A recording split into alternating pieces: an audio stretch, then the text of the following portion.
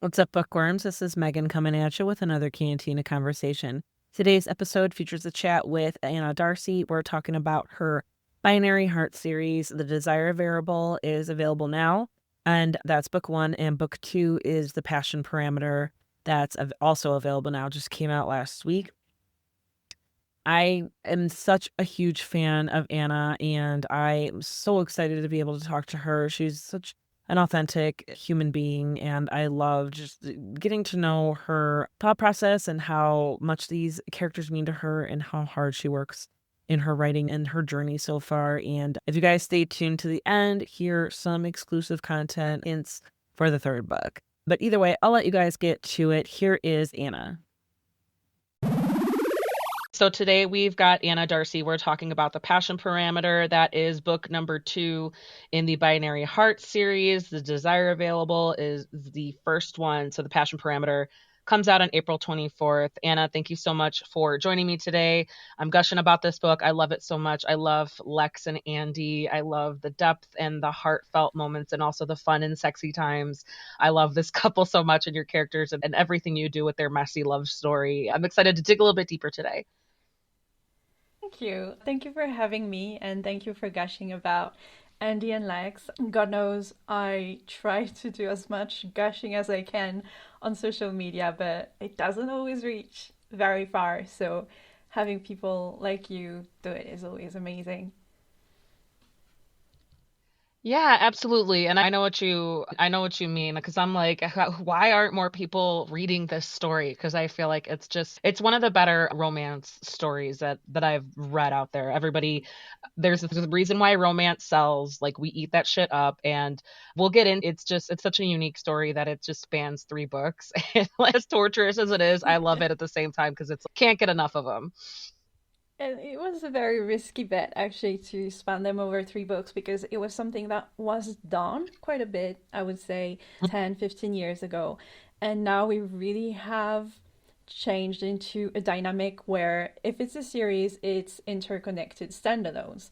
And Yeah. I think it's actually a safer bet and it's the clever thing to do because it allows you to have many more tropes within the same series because you can have a workplace romance, enemies to lover in the first one, and then you can have an age gap, a single dad in the second one, and then you can have something completely different in the third one. So it allows authors to reach as many readers as possible, and if someone gets invested in one of the book, they're gonna get one of the books, they're gonna get interested in the other books. So it's a great idea. And then I was like, you know what? I'm gonna make the bet that I can write characters interesting enough that people are gonna read 3 books of them. Hey, you know what? You bet, at least for this reader. And I think just from the early responses that you're getting, that I'm seeing online for the Passion Parameter, I could say that a lot of other people are loving it too, reluctantly or not, loving it They as are well. loving it up until the end. Yes. Then they come after me. They're like, another cliffhanger. What do you mean? Yeah.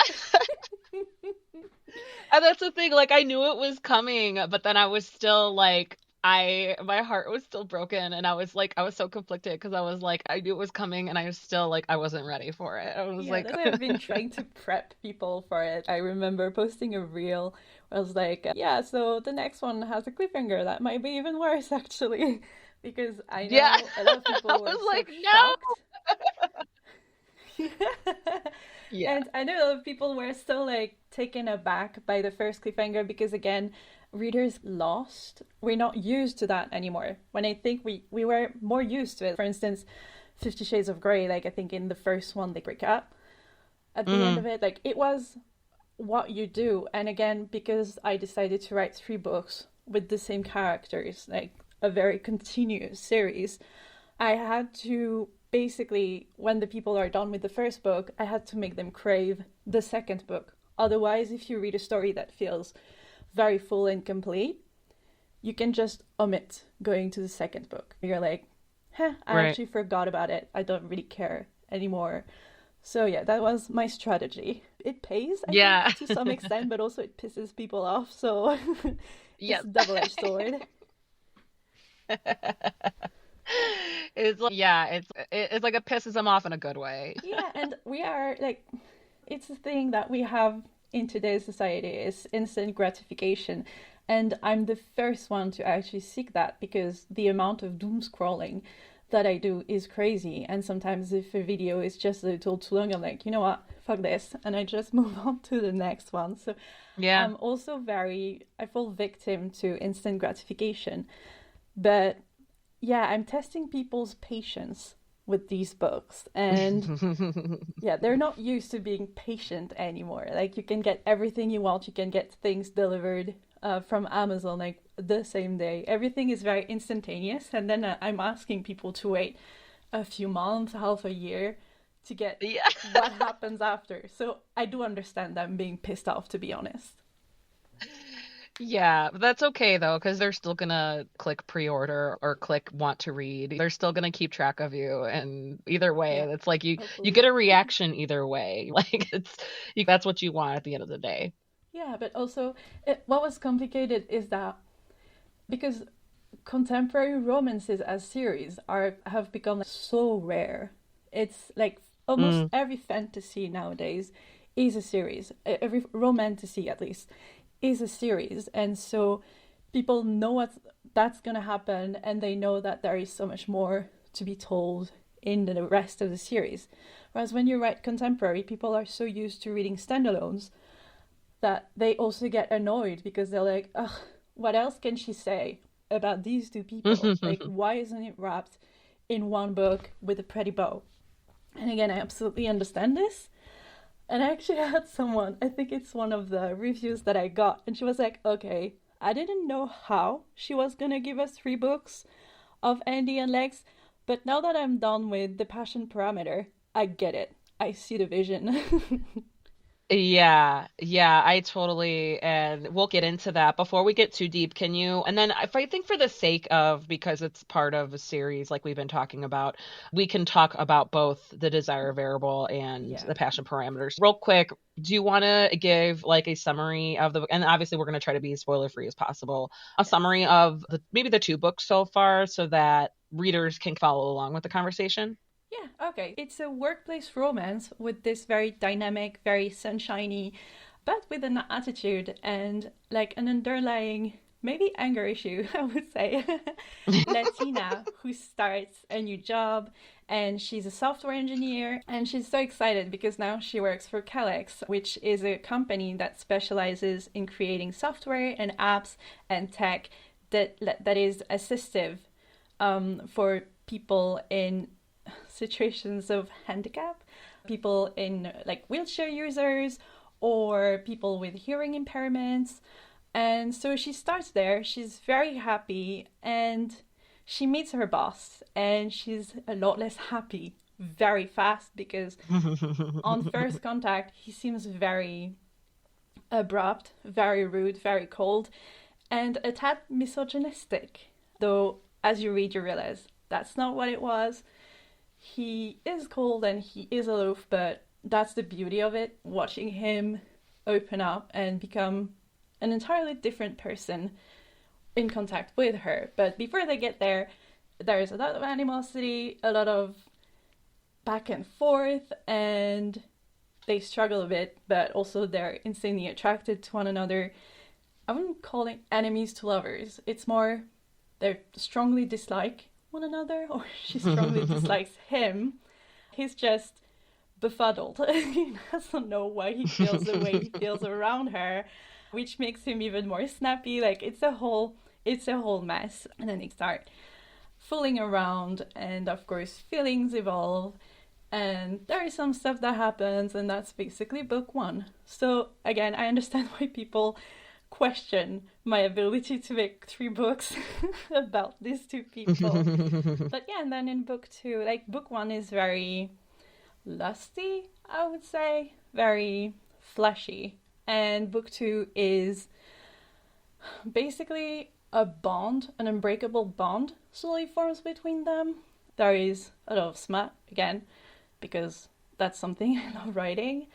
But yeah, and then book 2, and that is also something about the series that people are not used to anymore, is that some people thought that in book one there wasn't enough character development, or there were like I didn't dive enough into the characters. But the thing is, there are 3 books, so I needed to keep some of the mystery. And I would say, I don't know if you'd agree, but I would say that by the end of book 2, we know pretty much everything there is to know about these characters. So the mystery is not entirely gone, but they're developed. Yeah. Yeah, I thought that they were. I totally agree with you that, yeah, I feel like I know them on a deeper level by the end of book 2, 100%. But even then, with the first book, I think because I knew it was book 1, I don't want to say like expecting, or I also don't want to use the word forgiving that. I think it was just, it made sense where I was like, okay, but I still felt like we're at that level, we're still getting to know them. Like we're Exactly. being introduced to them for the first time, And and we're they're still getting getting to to know know each them in book other. 1. They're getting to know each other. Exactly. So of course she doesn't know everything there is to know about him, and vice versa. But like I said, book 2 is really solidifying their relationship and their bond, and they really have this no more secret kind of attitude. And also I wouldn't qualify it as that toxic. I would say it's realistic in the struggles that they face, and they are so mature in the discussions that they have, and they are so determined to make it work, that to me, like, that's the beauty of them, is that they're meant for one another, but at the same time, not everything is easy, not everything is handed to them, and they have to fight to make it work, even though they're perfect for one another. Yeah, absolutely. Because it's reminding me of either toxic relationship that I've been in myself, and also I've witnessed. And it's like the different type. It's not necessarily toxic. It's just like they are, they're both presented with situations that they've never had to before. Coming to terms and familiarizing themselves, they're experiencing unfamiliar feelings. Like Lex, 100%. Like you said before, he doesn't know why she's affecting him this way, and he's not happy about it. And she's just it's almost like word vomit. Like she just speaks up, but like that's hilarious that you say like maybe borderline anger issues. But I think she's just so used to like if she has a problem with something, unfortunately she can't really not say something, and she's just witty and quick, and he's definitely not used to that. And then there's that like kind of delicate line of that workplace situation.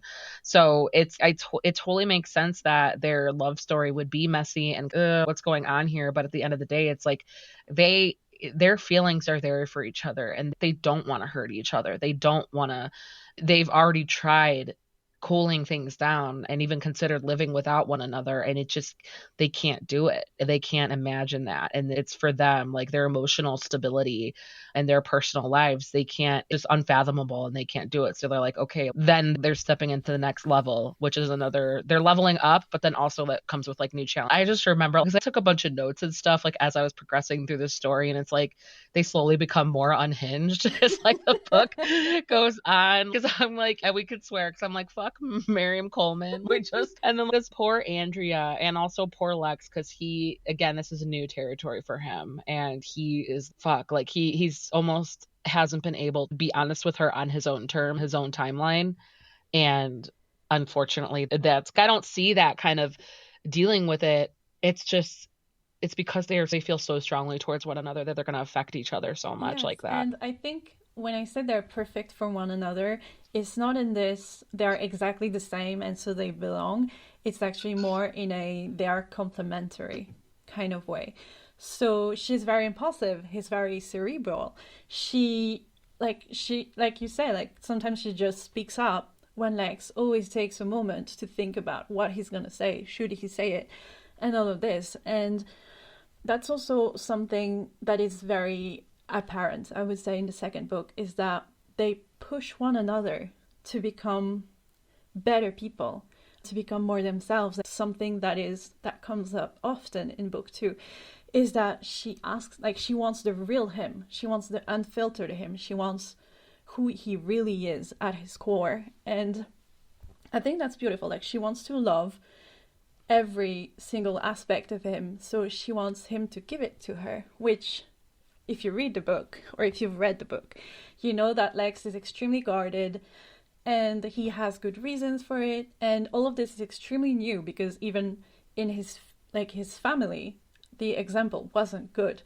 I don't know why. I love writing horrible parents, by the way. I have amazing parents. So I don't know. Well, Andrea's parents are pretty awesome, Yeah, so they're maybe pretty that's awesome. why. Andrea's parents are definitely closer to my parents Yeah. than Lex's parents or Genevieve's parents from Up the Ladder.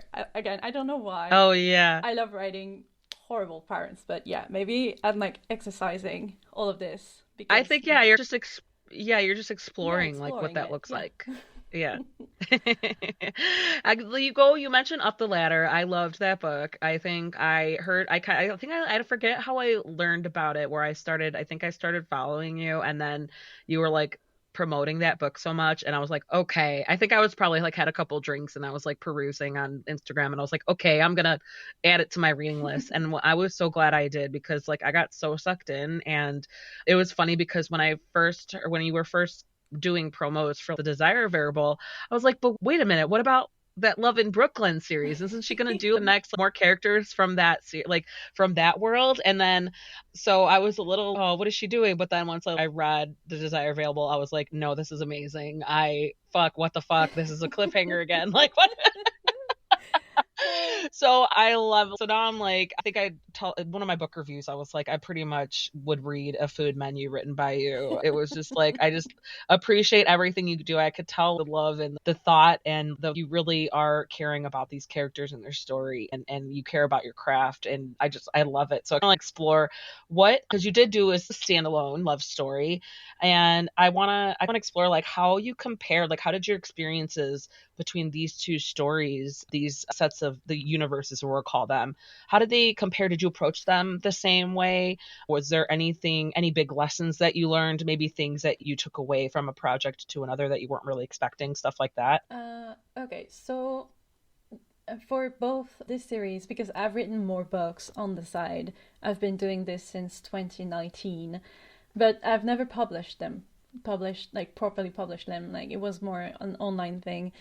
And so I actually wrote Andy and Lex. They were like the first big couple that I worked on. And I quickly realized that it's a format that works online, series like this. I was gonna struggle a bit with the publishing world. But so at some point I was like, you know what, I'm gonna write a book because that's an issue that I have, is that I cannot write a book because it is trendy. Like, I've sat down, I was like, okay, hokey romance is super hot right now. Right now it's single dad and cowboy. And so sometimes I sit down, I'm like, okay, what could I write to write a hockey romance book or a single dad cowboy book? And I can't. Honestly, sometimes it's going to be a story that comes to me and I just feel the urge to write it. And it's actually freaky because it feels like aliens are tapping into my brain and just feeding me what I should write and who are these characters and what are the dialogues. And it's such a joy to write, actually. And so I decided to write something a bit more commercial. I wanted to try something that people could like, with nice tropes and all of this. And so I came up with Up the Ladder, because I randomly discovered what Jacob's Ladder is. And I was like, what if a corporate girly hell-bent on climbing the ladder ends up having a Jacob's Ladder, changing her whole life? Yeah. Again, I don't even know where I fetched that idea, which deep crevice of my brain came up with it. But yeah, so I kind of wrote it with the mind of, okay, I'm gonna need to promo it. Let's try having a few good quotes in there. But again, I cannot compromise my integrity for like promotion, for trends, for all of this. The main trope is like opposites attract, and it's not even a trope, like it's a sub-trope, basically. Yeah. So yeah, and I wrote this one, and what happened is that I published it, I was very happy with it, and then I checked my bank account, and I was like, okay, I need to publish another book faster than I can write one. So let's go with Andy and Lex. Those books are already written. I have a lot of work on them to make them better, but at least it's still going to be faster than having to write a book from scratch, which would have been Killian's book, the second book of the one in Brooklyn. And to more precisely answer your question about how do I approach all of this, I remember that when I started Andy and Lex, I'm a plotter.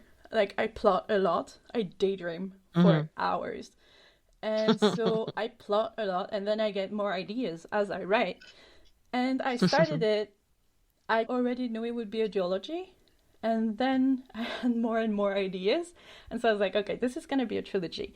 And I wrote it as it came. It was so long. Imagine, the books are long now. They were far longer before I edited them down. But yeah, I wrote everything. Again, like aliens were feeding me everything I had to write. Like, those characters are stubborn, and I had very little control over them. Like, originally, Andy was it was supposed to be a love triangle with Ollie and Lex, but like much, much more intense than it is. Like, at the end, she was supposed to make a decision between Ollie and Lex, expose their relationship so that Ollie wouldn't want her. Like, it was supposed to be much more intense than it is in the final version. But I was writing it, I was like, Jesus fuck, like, I can't not make her pick Lex. It is too obvious. Ollie has to get out of the picture. Like, it's clear who she wants. Like, it was. I can't keep the suspense anymore.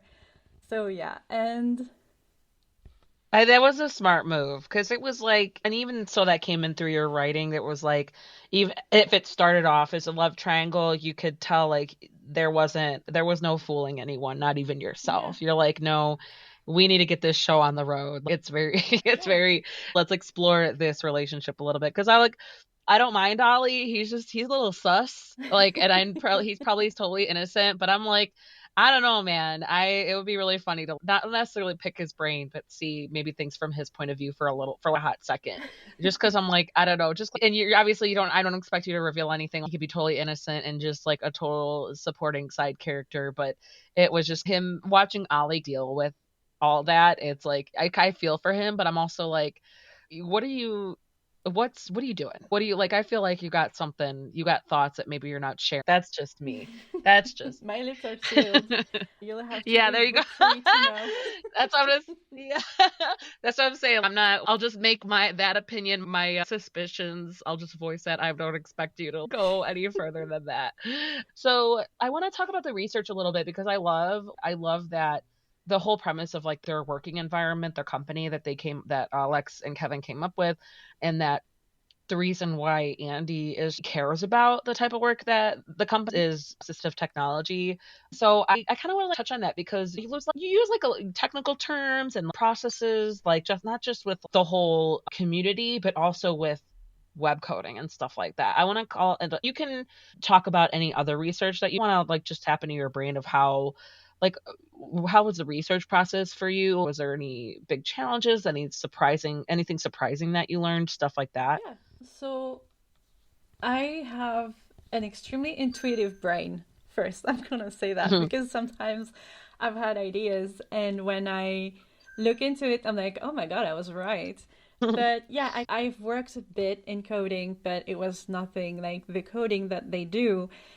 And I actually love the research side, and that's why I really want to become an author full time for the rest of my life, because it's so interesting. You dive into a new book, you have to learn new things, you have to learn the interests of your characters or their careers. And so for Andy and Lex, yes, I had to do some research, but I also think that it was important not to bore people to death by going too deep into the code and algorithms and how all of this works, basically. So I did some research to some extent, went far enough to know what I was saying and know I was saying everything right.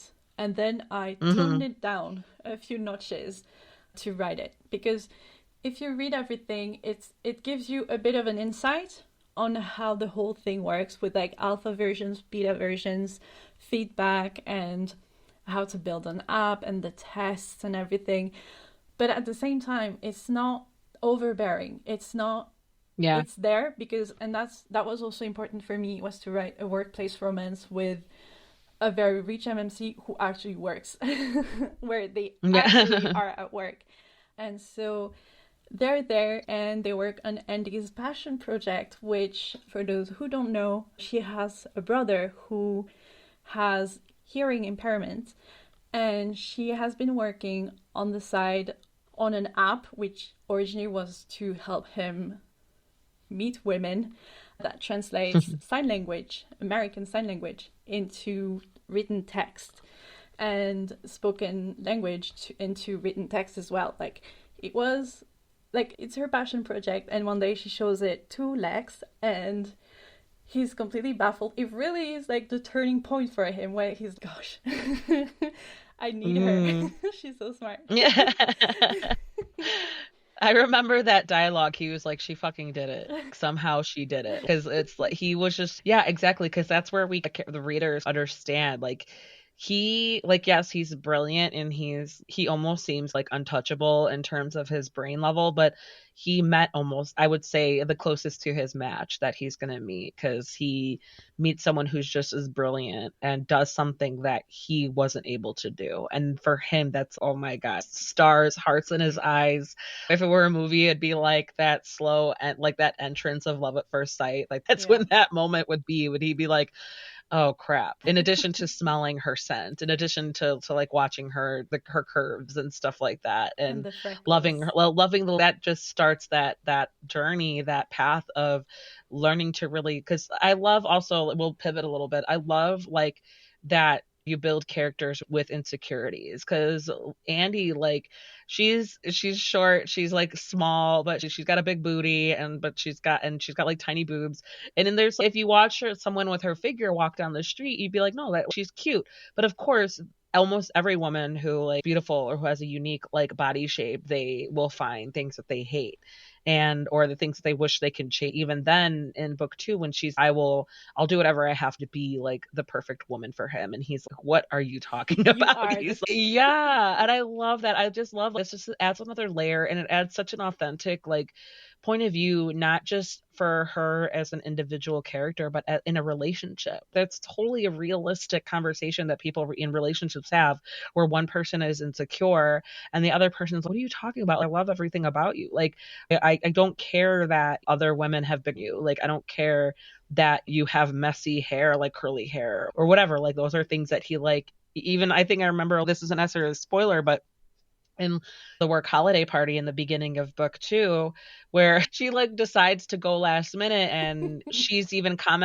like in her internal dialogue, she's like, oh God, should I have gone sexy like all these other people have gone? But she just came dressed up as the dude, the Big Lebowski, in true Andy fashion. And Lex is, she's the most beautiful person here, even though she's wearing like a boxers and a robe, and like and I just, it's such a special, it was just such a special, it was like, I love that authenticity with just, I think that's what makes me like connect to these characters so much, and just connect to your writing, because you're able to make it organic, like it's just real, like you're not forcing that dialogue or those thoughts. Like it really is what would naturally happen if he's pining after this woman and nobody else can compare to her. I think that's something we are all day, every day. We see those perfect figures on Instagram and models and fitness influencers and everything. And the worst part is, so many of them do touch-ups, like enhance their waists and their butts. And we are harassed with this all day, every day. And they lie, they get BBLs, and then they're like, no, this is because of all my Hungarian squats. So we have this all the time. And so it is so easy for us to, actually, it's been going on since the 70s with Twiggy, where women had to be as skinny as it gets. I think what is it? It's not toxic skinny, it's heroin skinny or something like this, like crazy thing. And I think it's important to find the glove that fits you. If you're with the guy who doesn't like how your body looks, you shouldn't be with that guy. Don't 100%. change your Yeah. body for the guy, change the guy for your body. Because Yeah. there are plenty of fish in the sea, and some fish are gonna itty bitty titties, some fish are gonna like big boobs, some fish. There is some for everyone, and at some point, we need to stop like being so obsessed with the way we look and try finding somebody who likes the way we look. 100%. Or it's kind of like they're attracted to you because there's that unspoken, unexplicable Yeah, thing, because like where they love the body that's attached to yeah, you, and no that's, I matter what. think Lex says at some point he's an Andreophile in book one, because he's, yeah, I love everything about you. And if she had a smaller butt, and if she had bigger boobs, and if she were 5 inches taller, he would still love everything about her. It's not about Yeah. the body, it's not about the appearance. He'd still love her if she didn't have the freckles, even though he absolutely adores the freckles. Like, Yeah. it's finding someone who sees you and who doesn't see a flaw on you, which is also why the mirror scene in the second book, and I'll keep it at that because I don't want to spoil anyone, was such Yeah. an important scene to write, because we have flaws and it's so easy to criticize ourselves, but sometimes it's also good to see ourselves through somebody else's eyes. No, absolutely. I love that scene too because it's so important. It's so important for her to see what he sees. And then I loved that scene. I think I took so many like quotes or screenshots of it because I felt like that was like she needed that. Yeah. She 100% needed that. And I love how he was like one of my favorite quotes. He was like, "I'm watching your ass disappear in front of my Yeah, eyes." he's so sad about that. Like, oh, sweet Lex. He's learning to be true with his words, even though he's still a little bit blunt. Yeah, another thing, like he's very blunt, and also she's been the one asking, like, being like, I want the unfiltered you, and so he's trying not to filter himself, and it results in his very blunt words, but at the same time, that's something Andy realizes. She's like, okay, if he's not trying to sugarcoat it, it means he means Yeah, it. Like, he's not lying, at least he's being honest. Now I will make of it what I will, but at least he's honest. yeah. It was, yeah, and like I feel like we got more Lex point of views than we did Absolutely. in book one. And I love that, especially because it switches back and forth like at really awesome times, like really fitting, hilarious times. And where he's just, I think when they're going to the gala and he was like, she's asking about her hair because she gets like a blowout Yeah. instead of her natural hair. And he's like, I want to be honest, but I also don't want to poo on her parade. Yeah. And it's just like those moments like that where I totally appreciated where he like you could tell he's trying. Yeah. He's trying. My little baby. Yeah, I know. It's like I know. It's like when I first. It's like whatever. It just like strikes that with you. Like when you even if just if you see the artwork, you see the cover art or the character art. Yeah. It's just like it strikes a little chord. You're just like Yeah. babies. I have more art coming in soon, and I cannot wait to see what they Yay. look like. But yeah, that's finding a cover actually for those books was so hard. Like finding the type of covers that I wanted, because book one has a very rom-com vibe to it. But Yeah. then you saw with book two, the rom-com vibe is gone. It has a lot of heart, it has a lot of humor, it has, it's still very wholesome and everything, but I wouldn't say it feels like a rom-com as much as book one. And then book three gets even darker. It's gender bender. It's a mix of, I wouldn't say it's dark romance, the third one, but we've definitely steered all the way off rom-com. So yeah, I went with those covers because I absolutely adore what this artist does. It's Marta. Maybe we can link that. Yeah. Yeah, because I follow her on Instagram. I really like a lot of her work. Yeah. Yeah. A lot of authors that I follow use her as well. Yeah, and So actually, great. she hadn't made that many covers back then. She makes a Yeah, lot she of, does a lot of like yeah, scenes. she makes a lot of character art. And I went for her for a cover. I think she'd made maybe one or two before me. And now I'm seeing her more and more in covers. So it's amazing. I love her style because it's a little Pixar, but it doesn't feel juvenile, which is something that was important No. for me because it is such a smutty series. I did not want Yeah. there to be too many doubts, which also is why at the back of the books I have content warning. This book is Yeah. not for kids. I know, and that's one of the complaints that people get about cartoon covers Yeah. with cartoon characters, but inside is no, it's very rated R. Like it was not. But I feel like at this point, it's because We there's know. been such a blow up Yeah. in R-rated content, and with the cover art, and it also depends because I think in Europe or like the UK, I think character art, like characters on the covers sell better versus, but I think that's also leading into American covers because they differentiate a lot. And I think because I look at authors I follow where they have special editions or they have like re-releases or if they go for a trad and then they've got a whole new like plethora, like a whole new revamp, if you will, for the cover art and stuff like that. And I guess it's like you just have to pay attention to the Yeah. regional sales and what people are into, but also it's so true. And I don't know. I have two little boys and I'm like, you know what? I'm going to absolutely 100% watch what they're getting Yeah, it's into. Like, I don't have to worry about them getting into smut as teenagers, I don't think. But too important, to be honest. So one or the yeah, other. even though men are visual creatures, it's no, and it's honestly, there's that whole debate going on of, oh, you're just reading porn. And I'm like, so what? Yeah. I'm like, why, even if like men who watch porn to It have private time, I don't care. I don't think that's a bad it thing. reminds me at some point I remember it was, I don't know, it was like a religious man, archbishop, or I don't know, I don't remember which level he was on. But basically he made a statement that female masturbation will doom us to hell.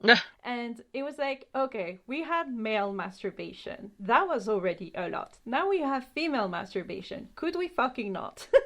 And it feels the same. Like men have been watching porn since forever. And Seriously. now like women are like, you know what? We are also gonna enjoy our little like endorphin moments with fictional people. Yeah. And it's actually so much less hurtful than porn because you're not Oh my God. abusing It's like, how a about you poor look woman. at the content Yeah, and see why yeah, these women are resonating and going to this? It's just like something to be said about women getting off or getting heated in a romance or in intimate moments based on a romance that are like consensual and yeah. safe and where the man wants her and worships her and is just groveling. Aside from that, footnote, groveling Lex is my favorite Lex. And it's also just like there's something attractive. Like women need more and they love that story. We eat that shit up. And it's just like men, so what if they don't get the same things out of it?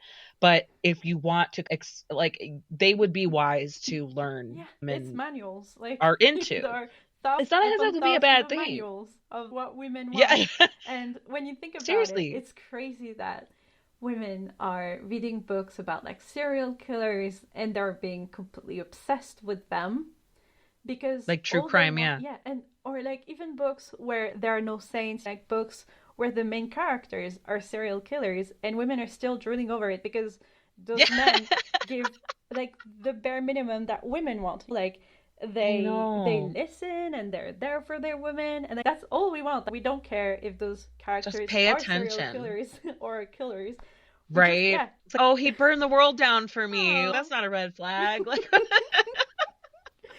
But yeah, I love it. it's yeah, it really shows just how little we like, how some men really disappoint us in real life when we turn to books with serial killers and enjoy the I shit out know, of my them. God. Oh my God. It's so funny because there's also like a running theme that I see online with memes and stuff. It's like we go feral over these certain characters, but if any men, some of the things in real life, we'd be like running away. Yeah.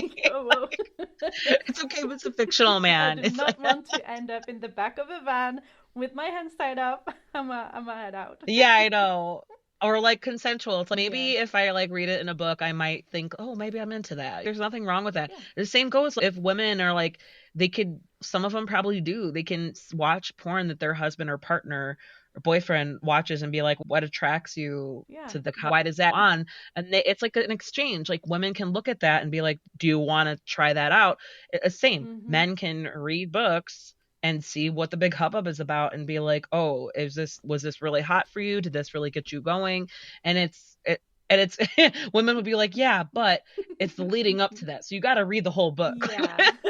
It's, I know, right? It reminds me of when I got my when I got my husband into Fourth Wing, and because he just loves dragons, he got me into the Aragon series. Yeah. So I knew that he would eat that shit up. And so I told him, I was like warning him, I was like, there are some open door scenes in here. There's some pining and R-rated new adult or adult concepts in here. It's like some spicy stuff. And so when he got down to it, he was like, when he finally got down to it, he was like, "Oh, you said there's some spicy stuff? All right, let's go. Let's do this." And it didn't bother him at all. He just took it as it was. And it was really funny because I'm sitting there waiting for him to get through certain scenes. I'm like, did you get to this part yet? Did you get to this part yet? To see how he would react. And it was just like total letdown. He was like, oh yeah, like they went to Pound Town and that was it. Like he just took it at face value. And it was just like really funny because like I appreciate him for that, where he's not like complaining about it, but it's like really funny because he's like, yeah, okay, so let's move on. Like Yeah, what? I love that. And that's the thing, like it gets you laid. Men, if your wife or Seriously. girlfriend wants steamy romance, let her read it. It's gonna get you laid. I had one of my alpha readers. She was so funny because anytime I posted like a spicy chapter, like I have a doc where I post the chapters as I write them, and sometimes she'd come back like half an hour, 45 minutes later, and she was like, "My husband thanks you." So yeah, like it's Here where her husband is. Oh, did Anna write anything new? but yeah, it's a I whole love it's a that. whole conversation. It's very ongoing because I would say it's probably 50 Shades of Grey that opened the door to smut, or it not opened the door but made it mainstream. I would say because there Yeah. was always Yeah. like And those even Harlequin then, books, and yeah. it was tamer overall, but those books existed. They have like our Yeah. grandmothers would read those books. Oh, a hundred So they percent. Oh have been my God. existing, but then 50 Shades really made it mainstream, and in the past Yeah. 10 years maybe, the amount of smut in books has really gone off, and I love that for us. Like it's sexual It's just as empowerment for normalize women. it. Yeah.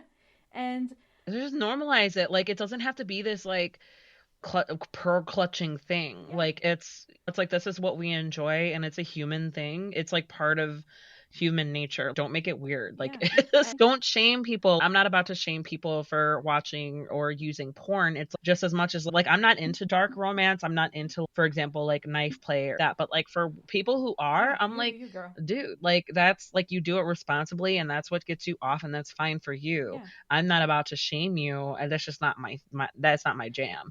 One of the big difference again with books and with porn is that there is always, like always, less in dark romance, but very often there is this big question of consentment, like consent. Oh yeah. And in books, and that's something that I really make sure is always in my books and in my smutty scenes, is that there is consent.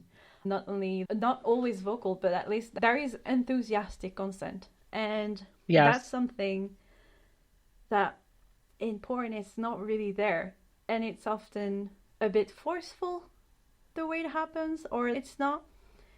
I think people can say whatever they want about this smut versus porn debate, but I think books aren't as damaging and will never be as damaging as porn because again it doesn't exploit women to exist, and it's, I don't know how to express it, but it's less. At worst, we get disappointed because the guy didn't last 3 hours, like our book bar friends Yeah. do. That's what we get. Yeah. Whereas men are gonna. I know that some women get strangled without their consent Mm, because guys are seeing this in porn, or like they get yeah. their cheek slapped or stuff like that because that's in porn, and I think that is infinitely more harmful than ending up Yeah. disappointed because the guy. Because they're seeing these like scenes or whatever acted out, and these women, they're being paid Yeah. to be treated like that. And, It's and she's like, with pleasure, and the guys are like, "Ooh, yes, women like this." No, we do not, or it's, not yeah, this. it's, I Ask know. if you like Yeah, it. 100. Yeah, there are women who like I'm not yeah, again, I'm not going to shame women who like Never. that gets their socks off and they love it. That's fine. But exactly. Yeah, like men have to have a realistic expectation. It's like women it's yeah, in romance and smut, women are treated like with respect and it's a safe space for us to explore what we like and what we don't like and where the man like it respects and wants and worships them Yeah. and wants that conversation. Whereas in porn, it's just expected and it's out, and there's none of that. And sometimes women in books are not treated that way, but then you have the trigger warnings. Yeah, it play. Oh If you yeah, like blood play, if you like CNC, if you yep. like, it's all in the triggers. If you don't like this, you can opt out. And yeah, I think I it's mean, like some women treat that as a shopping list. yeah, It's yeah. like The there's a longer it whole gets. wide range.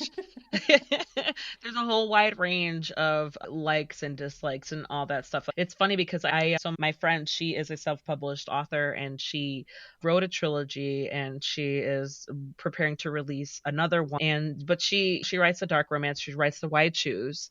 That's fun. I think she was like the first or second White Shoes that I read, and she asked me to beta read, and I was like, okay, there's 70% sex scenes, and I'm like, for me personally, I'm like, I like there's a little plot Yeah. in there. I like there's like some depth and some stories, and then the questions that I had for her while reading her first book, I was like, she was like, oh yeah, no, I address all that in the second book. I'm like, okay, cool, but it's that's her thing, and I was Yeah. just okay. I'm just gonna tell you the spelling of this character's name did on page Yeah. 74 did not match the spelling of this. I'm like, I noticed shit like that, so I'm like, okay, what do you need me for, or do you want my opinion, or and things like where her female relationships, which is another thing I loved about Andy. Like we see Yeah. that she has a life outside of Lex, outside of her relationship, outside, like she has her friendships and she has her family and she has her needs and desires outside of this man that she can't explain why just him talking to her, talking dirty to her, gets her flustered and feeling Not things. And even like just that's why that. I love Sometimes that. it's just talking to her and she gets flustered. She's like, "Oh my god, Like he smart." talks math, he'll solve math Yeah. equations, and she's Oh my god. She's extremely sapiosexual.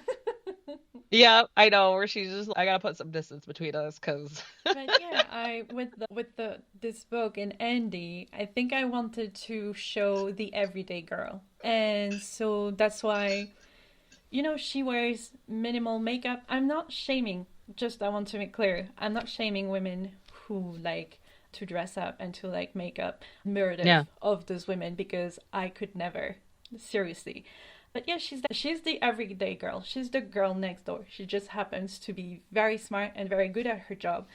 And so the female friendship, which I feel in books is often misrepresented, but like mm, it's catty and it's like there's jealousy or like the way, yeah, some friendships are really poorly represented. But this time around, I was like, you know what? I have some great friends in real life, and I want to see more of this in books. I want to see like the besties. I want to see the ride or die because like we're so powerful when we're together. oh my God, Women power, sisterhood, seriously, and all of this.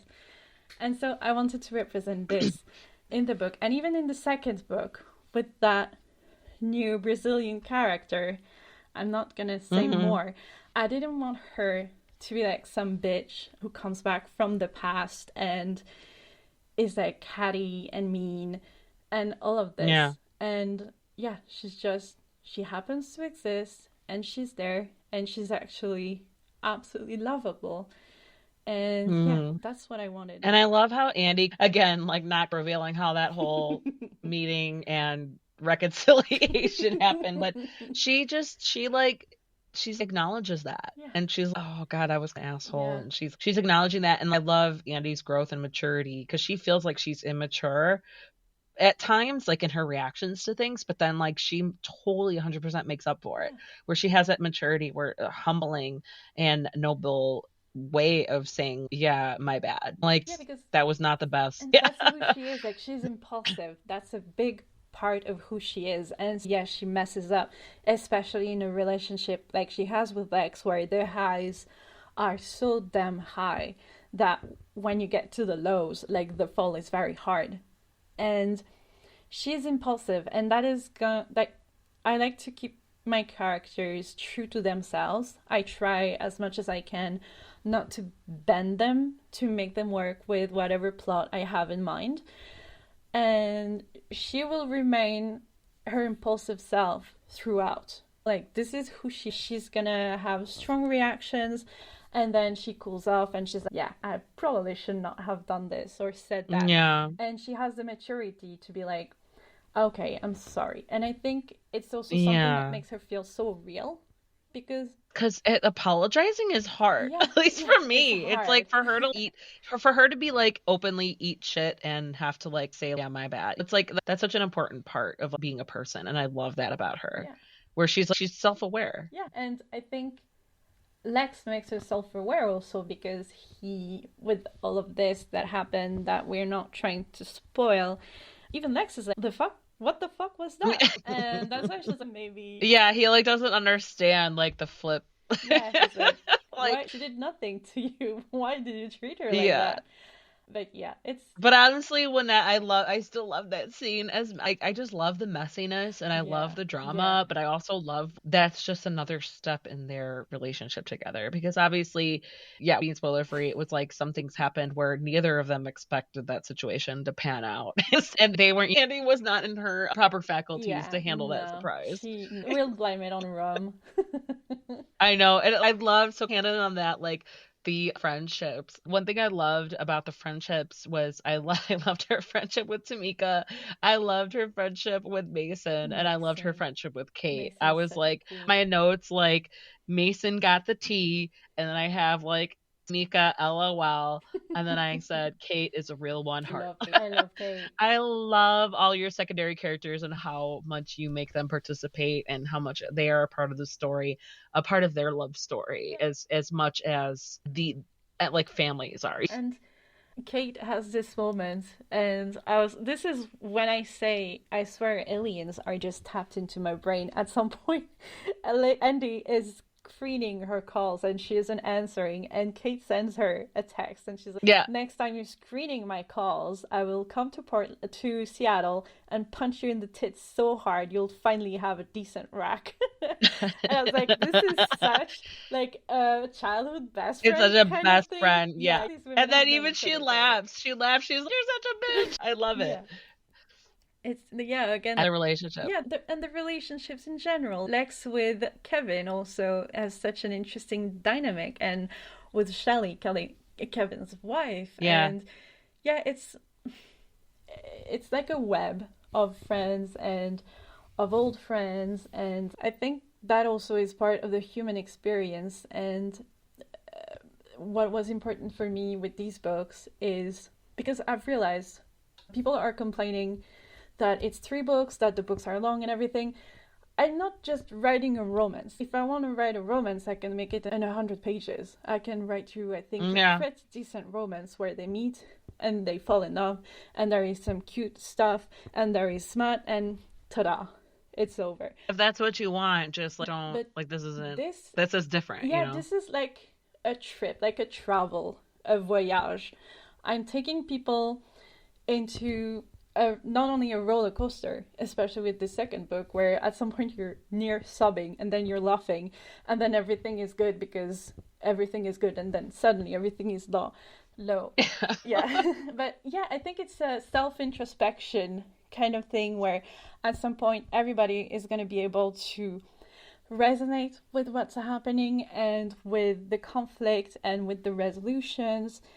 And I actually, because like I said, I published it a while ago. Like, I created it in 2019 and I published it online, and I've had so many people reach out to me, but I will forever remember one of them. She sent me a message and she was like, I really want to thank you for Andy and Lex's story, because I've been very unwell for a few months now, but your books, they've ripped me out of my depression. Aww. And even my children are starting to notice that I'm doing so much better and everything. So thank you for writing them. And I can't imagine how much that meant to you. It meant so much, and that's amazing. Yeah, and I think it's something you can't do if you're rushing through the story.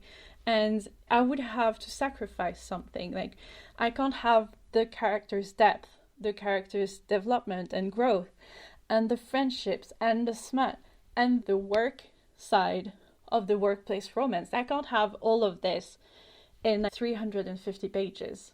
It wouldn't fit. No, it's so funny because I think when you got closer to like your book release and getting the more details of it, the page count, I was like, that makes sense. I was like, that makes sense, and I'm not mad about it. I was like, because I still finish it in 3 days, and I have a family, I have kids, like I am like, and I think I was also in the middle of reading another arc for another interview that I was doing, and I was like, I was like, I got it in my email. I was like, so no, I love that. I love that. And that's not just like a single sentiment. I think that's just the one person that told you, because I totally sympathize with that. We're reading, and it doesn't even have to be like this whole big epic. It could just be this like love story between two people. It's really real, and they both got backgrounds, and they're meeting each other at a certain point in their life, and they have to like come to terms with who they are with each other. And it's so authentic and so real. That's all it takes for some people to just be like, oh, this is getting me out of my funk. This is making me not leave my page or not leave my Kindle. And it's like I can't help but get hooked. So I love that, and I love that you got that like confirmation in your that. I love that. Yeah, it was very sweet, and at this point, no matter what happens with those books, no matter where they take me, I'll always have that. And I know Andy and Lex, they mean so much to so many people. I still have so many people of back in those days who are still here today, still obsessed with them. They've read I don't know how many versions of them, and they're still willing to read more. Like, honestly, when the books were much longer than they are, I had people. I remember I did a poll one day. I was like, "Have you read the books more than once, more than twice, like more than 4 times?" And the amount of people who had read the entire trilogy more than 4 times, when it was again huge books, I was like, "You guys have an issue," and I might be the cause of it because even I haven't read those books that many times. Yeah, you're like, oh, don't you know there's like other amazing writing out there? Yeah. You're flattered, but at the same time, you're like, what? Go read something else. Like, it's not that good. So I've never reread a book in recent, like maybe the past 5 years at least, but there have been certain scenes I've reread of Lex and Andy just because it's so juicy and sexy and all that stuff. And now that I've also participated in your Kickstarter, so I'm excited for you to get all that out, take your time, because I think I was following you and how troublesome some of that stuff was with the first go around. Yep. Yeah. One of the artwork I'm getting, by the way, is the window scene. And dear listeners, you're going to have to read the book to know what I mean. Yes. So I'm going to throw this at you. And then you could also, if you want to include both books in this question, what were the most challenging parts to write? What were the most enjoyable parts to write? I'm not sure for Up the Ladder, I've had something like very challenging. This book really flowed out of me. I think I wrote it in 2.5 months, but there was the summer in the middle, and I'm terrible at writing during the summer, so I actually didn't write, but overall I wrote it in 2.5 months. The most enjoyable part was having Jen opening up, basically. Seeing her go from a person who's stuck in a shell to someone who's slowly but surely breaking out of the shell. Like, watching her bloom was so enjoyable. And I love that, and I love how Jake brought it out of her. Yeah, and it's the reverse. When you think about it, it's the reverse dynamic of Andy and Lex, where Andy is the one shaking Lex out of like his aloofness. And for the Desire Variable, I would say there are a lot of challenges, including in the way I'm portraying the deaf characters, for instance, because I don't want to be insensitive or anything like this. And also Lex's neurodivergence. Like, I am very familiar with it, but at the same time, it's such a delicate topic that still today changes so many times. Like when I started writing Yeah. it was high functioning autism, and it's a spoiler, but I don't really mind. It was very much there. All the clues are there from book one. That's something I actually enjoy with it, is spreading awareness about what it can be and what it can look like. Yeah, so it was a high functioning autism, but then it was decided that saying that meant the other kind wasn't functioning. So it's been changing a lot, and now it's autism spectrum disorder. Lex was diagnosed with what used to be Asperger's syndrome, but we don't call it that anymore because the Asperger's guy who named it after him was, I think, a Nazi who experimented on Jewish people. So it's Yeah. still today very much changing and very much moving. And so I would say that was the challenge of that book, respecting all of those terms and the representation of all those different personalities and people. And the most enjoyable part, that's a very good but very tough question. I think I enjoy the nerdy, like the nerdy references to it, because again, I'm watching Smallville. Like I like superheroes and I like that sort of things, and getting to sprinkle a bit of pop culture reference in the book is nice. Though I try not to overdo it because I know some people really dislike it in books. But yeah, that's who they are. So it has Oh, to be fuck there. them. No, I'm just kidding. It was like it's part of your characters. Yeah, It's okay. that's who they are. Like it has to be there. It's not just there because of me or to be whimsical. It's just who they are. Yeah. The dude dressing up as the Yeah. dude for And Halloween. Lex, who's, I knew it was gonna be something obscure, and Yep. she's millions of people have seen and loved this movie. What are you talking about? Yeah. It looks obscure. What do you, yeah. Yeah. And that's another, like, I love that he just doesn't, which also Yes. speaks to his background where he's just not familiar with a lot Yeah. of stuff that the general public is aware Yeah. of. And they don't get the funny references, and he doesn't really know. He just sees Yeah, her the robe and she's so gorgeous. It's kind of like Captain America. Oh, I got this reference. Like every now and then you're like, oh. Yeah, yeah. I understood that reference. Yep. But yeah, I love it. Oh, like little baby, little sweet summer child. yeah. I love that he's so damn clever, but also so damn clueless so many times. It's yeah. And I know I love that because it's yeah, you can't be like brilliant at everything. Yeah, Like very evidently, by the way. yeah.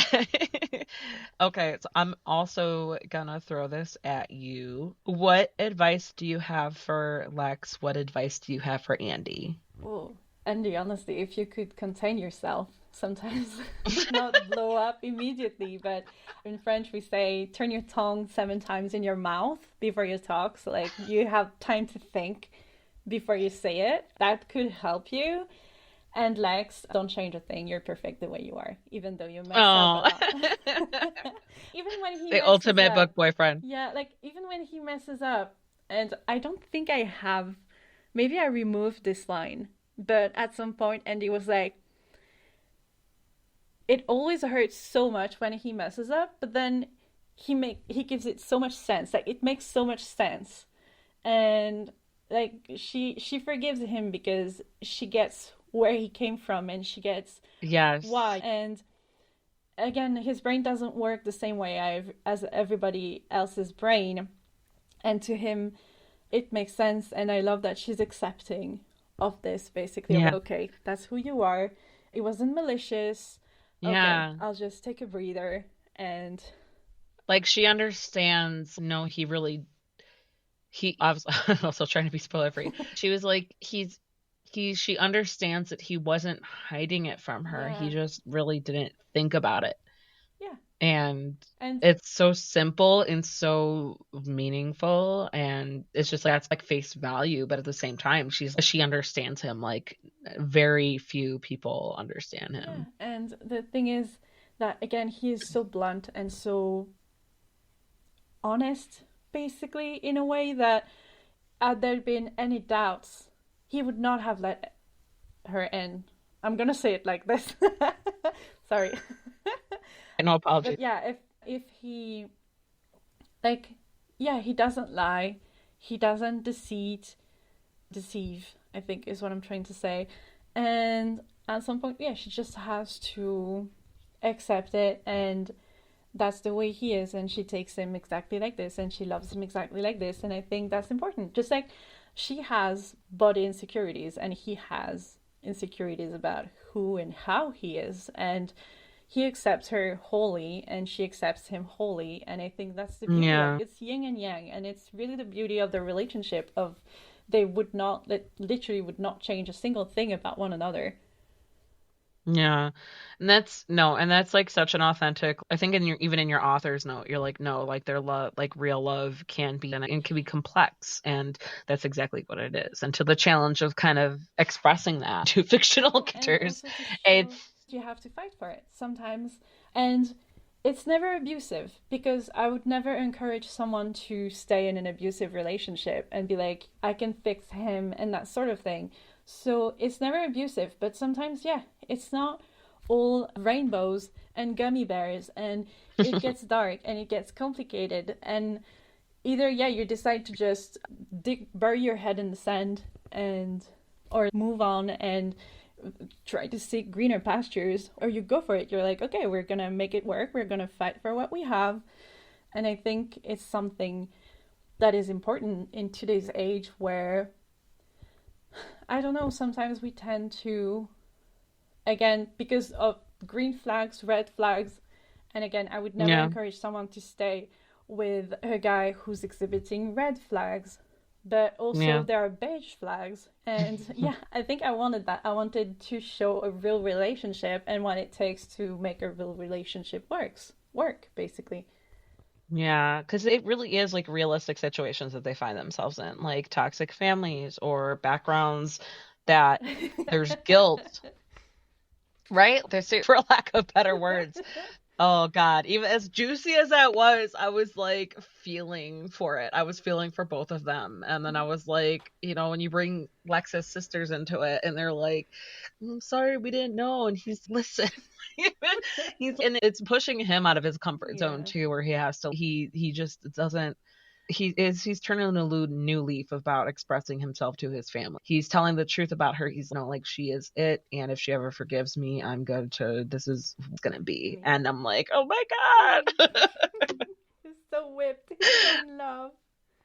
I know, I love it. I love it. It was like, how do I make my husband whipped? We've been married for 10 years. I'm like, how do I get him to be whipped? Maybe with a literal whip that could get Right, him I know, in right? line, There the you go. ranks.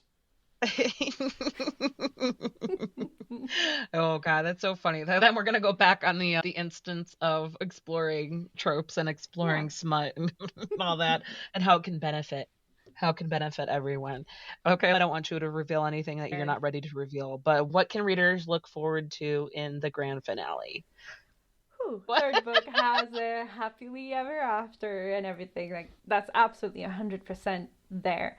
But okay, the first book was them falling in love.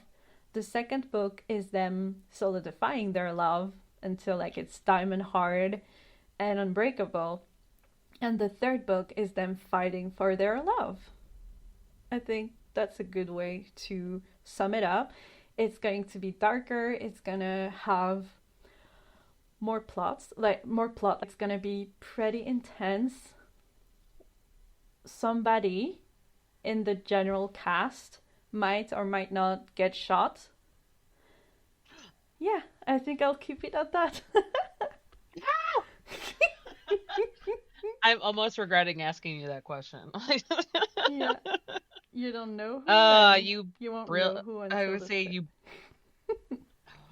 Sorry. So you're saying we won't know who until Yeah, the. yeah, you're gonna have to wait for the third book to know who gets shot. But yeah, that's why if you look, I've never advertised those books as rom-com, because I've always known what was coming, and I was like, if I get people into it with the expectations of rom-com, boy, are they gonna be whiplashed by the third book. Right? No, it's not all rainbows and daisies. Yeah. The characters are gonna have to go through some And shit. Yeah. it's making, like, I have a knack for making books hard to market, because up the ladder, literally, all I can say is it's an opposites attract contemporary romance. And actually, it's more of a rom-com. So it's an opposites attract rom-com, which is saying very little, basically, of what the book is. And for Mm. Andy and Lex, it's just a contemporary workplace romance. That's all it is. And so it's hard. Like, if I could have more, like, if they had more of an age gap, I at least could throw that in, but they don't. So yeah, I guess it's the nerdiness that's making it stand out from the rest of the books. It's a steamy and nerdy contemporary romance. And I think also the fact that it's a 3-book series makes it stand out from a lot of what we're seeing. Like how you said earlier of hockey romances, yes, 100% they're huge right now, but there's a reason that people are eating it up. There was an author that I interviewed where I originally discovered her because she was writing just mostly spicy contemporary, and then but she's also like into sports, and she follows her local sports teams, and so she one of her characters was a hockey player and he would not leave her alone, and so then she started a whole nother series, like a hockey series, and then I was like, you know what, I'm gonna eat that shit up too. I was like, because it's the familiarity with the characters. Yeah. There's something to be said about And that. that's the thing, like, people are gonna be able to read 20 single dad romances, 20 hockey romances. Yeah. They really get into it, but I feel like asking them to read 3 books about the same characters, but 3 vastly different books, basically. I think book 1 and book 2 feel more different than a lot of hockey romances among them, which kind of like the plot is often similar, especially since if you're doing it in a standalone, there are marks that you have to follow to make it work, and there are things that are expected. And yeah, it's weird that it seems inconceivable to some people to have to read 3 books about the same characters in this trilogy, and yet they're completely capable of reading every Fae romantic I know. get their hands on. Okay, you like familiarity, you're gonna like this trilogy, right? Yeah. See, no, I know, I totally get what you're saying, because you're, oh, like, how do I market this and how are people going to receive it when there's what is so popular right now is not Not that. what you're not following the formula. Yeah. But it's just that's the kind of thing where I feel like I don't know, like for me, the spicy, the smut, just because I interview authors and I just read whatever opportunities are coming to me, and I'm totally grateful because it's like I'm into all different types of genres, and so I'll get opportunities for books that may not have picked up just from hearing about it or whatever, but then I ended up like really enjoying it. Goes really well. But there's something to be said about taking those in that specific genre and like taking that, either you want to treat it as fluff or you want to treat it as, because I wouldn't say your Binary Hearts is fluff. It's definitely, there's still some depth. Not like, you don't have to track it like high fantasy. You know what I mean? Like, you don't, it's something to see, and especially if you're right, if you're just like really excited about it, but it's just touching in the characters, but following these characters along more than just like 400 pages. It's just, you get to explore so much of that, and it's like you can't help it because there's so much more to their story than 400 pages. To me, it's like movies, and you know how you're gonna have shorter books that are gonna be like a shorter movie, and then you're gonna have way longer books. Like Liz Humford, I think, writes very long books, but that's because there is so much in those books. Like, you're getting so much information, so many dialogues, so many extra characters. Like, it has to be longer. Right. And I think maybe the Binary Heart series would be closer to a limited series where it's like 4-5 episodes per season, and you get to dive. And personally, like, I'm not a reader at all, but I inhale TV shows and movies like crazy, and I love that. I love having the alternative of watching a movie and it's gonna be one story wrapped into 2 hours. Or I love watching Smallville right now, where it's 10 seasons, and it's back when the seasons were 22 episodes each. And like, you get to know the characters like the back of your hand. And that's another experience, but it's also very enjoyable. And then you're gonna have limited series like Chernobyl. I loved it so much. I discovered it. Chernobyl, oh my god. Within a year, I watched it 3 times because I was completely obsessed with it. And It was just done so. It's like the production value definitely plays a part. yeah.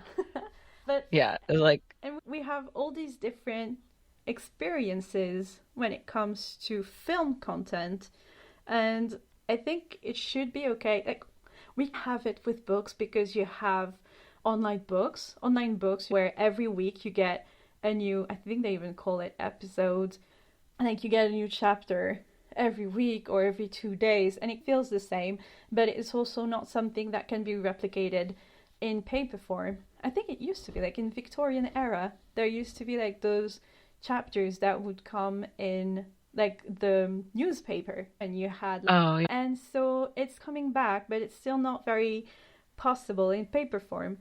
And I would like to Mm, see more type of content for written media, basically, for books. And mm. you have like shorts, you have short collections often, you have novellas, and you have standalones, and you have series. But yeah, that's, I think it's a different experience, and it's not very hard when you start a book. You can see the page count, you can see if it has sequels, and it's to you to Yeah, decide, is yeah. it the kind of experience that I want, or do I just want a quick read? But yeah. Yeah, absolutely 100%. It's and there's I think I heard something like it's with consuming all types of media or entertainment. It's just because of the way that the internet is and how we can easily spoil ourselves or we get so many sneak peeks then even with movies like you said. I'm just thinking like the Marvel movie. It just we lose something with that because we're getting so much hype around it. And then just like getting any types of movies that like are highly anticipated, we're getting these little snippets whereas before where it wasn't like it's the magic of the movies, the magic of the TV shows Yeah. were so different. Mm-hmm. Were so different. So it's I do agree we lose some of that. And it's just like how do you keep up with that? Like how do you tell stories that are gonna catch this wholly different attention Yeah. span of today's audience? And it's just it goes back to like you figuring out okay like you're like I feel like you're defending your 3 book series of A this bit. one love story, but I'm like I'm not mad about it. I'm not mad about it. It's so worth it because I'm like it speaks to the people who are like I can't leave these characters alone. I'm so obsessed with these characters and I can't wait to read the next part of their journey. And that's kind of like where I'm at now, where I'm like, oh my God, like, of course, you could have shoved all this into one book, but then we would just lose so much. Yeah, honestly, I actually couldn't. Or I could have made a similar story with two nerds and a girl who starts and falls for her boss. I could have made this happen in 300 pages. That's not the Mm, challenge. But the whole story, when you're gonna read the next book, you're gonna, again, like, there's a vision to it. And honestly, it could not fit in one book. But that was not my goal. I can make, like I said, I can make a 300 pages romance that is going to be very compelling and very sweet, and it's going to have a bit of everything. But that was not the mm, goal for this one. And at this point, yeah. I've made my peace with it, where I'm like, it's totally fair if someone doesn't like it, if someone thinks I'm overdoing it and all of this, but I'll just, the girlies that get it, like you get it, Yeah. and that's all I need. No, for real. And that's just like life as an author. You have to just accept that your work is not going to be for everyone. Yeah. And that's okay because there's going to be a handful of your people who are going to find your stuff and who are going to be like, "Oh my God, where were you all my life?" What? And who are gonna read it 4 times. Yeah, that's wild to me. I'm It right there really with is. you. That is wild to It me. is wild. I love it. I love your humility and all that. That's hilarious. But is like a lot of them, but I've had people who read it 10 times. I'm not even kidding. And again, when the books were very long and very chunky. And now there actually have so many people who are like, when are you publishing the original versions as well? I'm like, are you sure you want those? It's a fucking dictionary at this point, Right? the size That's of it. hilarious. You're like, okay, hey, that's been maybe you monetize that. Or I think ultimately, if it does well, I'm gonna have a very special like author's cut where it's yeah, everything. yes. Hey, you just gauge the demand, you gauge the interest, and you go from there Yeah. because you deserve to get something out of your work as well. Oh, thank All the hard work that you put into these characters. And Anna Darcy, where can we find you online and on social media? So I'm everywhere at author Anna Darcy, everything together. And when I say everywhere, Facebook, Instagram, TikTok, though I do not post on TikTok. But yeah, I'm mostly on Instagram, to be honest. So if people want to follow me or message me or anything, Instagram is the best solution. Perfect. Binary Hearts, The Desire Variable, book one is available now. The Passion Parameter, the second book, is available on April 24th. Anna, thank you so much for joining me today. Like I said, I'm obsessed with your work. I love your brain, and I love everything that you're doing and offering. I love more Lex and Andy. They're messy, they're fun, they're sexy and heartfelt and complicated love story. And if and when you're ready to keep talking about whether it's the final book or it's more books that you have in the future, feel free to come back. I'd love to chat with you again. Yeah, me too. Thank you so much for having me. It's the first time I'm doing this. And so thank you so much. Okay, you did amazing. You were my first time and you were so gentle with me. Thank you. Oh, of course. And there you go. That was Anna Darcy talking about her Binary Heart series, The Desire Variable, that is book one, and The Passion Parameter, that is book two. Both are available now. I highly recommend them, mostly for the romance and the spice and the depth of the characters.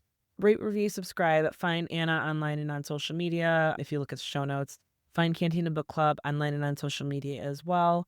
Check out my book reviews on cantinabookclub.com.